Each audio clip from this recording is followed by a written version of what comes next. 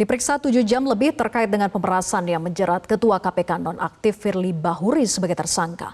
Mantan Syahrul Yassin Limpo mengaku sudah menyampaikan fakta-fakta yang diketahuinya kepada penyidik, termasuk perihal kasus pemerasan oleh Firly Bahuri.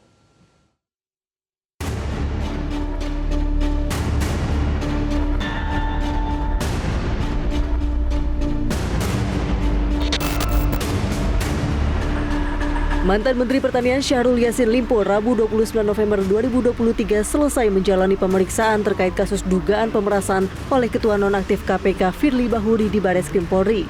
Syahrul bersama mantan Sekjen Kementan Kasdi Subagiono dan mantan Direktur Alat dan Mesin Kementan M. Hatta diperiksa dalam kapasitasnya sebagai saksi. Dalam pemeriksaan, SEL memberikan pernyataan kepada penyidik tentang apa yang ia ketahui soal kasus pemerasan terhadapnya. SEL tidak bisa memberikan apa saja yang ia sampaikan kepada penyidik. Namun SEL memastikan akan mempertanggungjawabkan perbuatannya. Saya alami apa yang saya tahu, saya sudah sampaikan kepada penyidik, dan tentu saja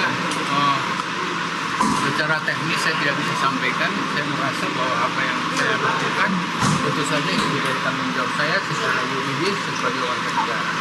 Dan sesudah itu terima kasih perhatiannya.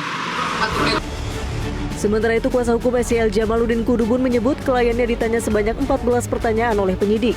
Jamaluddin menyebut pemeriksaan ini dilakukan usai Firly Bahuri ditetapkan sebagai tersangka sehingga diperlukan keterangan tambahan dari para saksi. Berapa pertanyaan, Pak? Nah, ada 14 pertanyaan. 14 pertanyaan.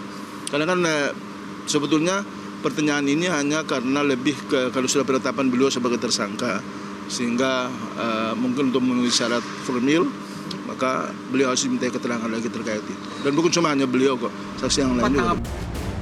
SEL adalah saksi korban dalam kasus ini. Namun polisi belum mengungkap kronologi pemerasan termasuk nominal uang yang diterima oleh Firly.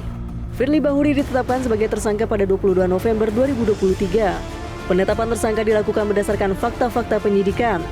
Penyidik mengantongi bukti yang cukup Firly melakukan tindak pidana korupsi berupa pemerasan atau penerimaan gratifikasi atau penerimaan hadiah atau janji oleh pegawai negeri terkait penanganan permasalahan hukum di Kementerian Pertanian tahun 2020-2023. Tim Liputan Metro TV. Jelajahi cara baru mendapatkan informasi. Download Metro TV Extend sekarang.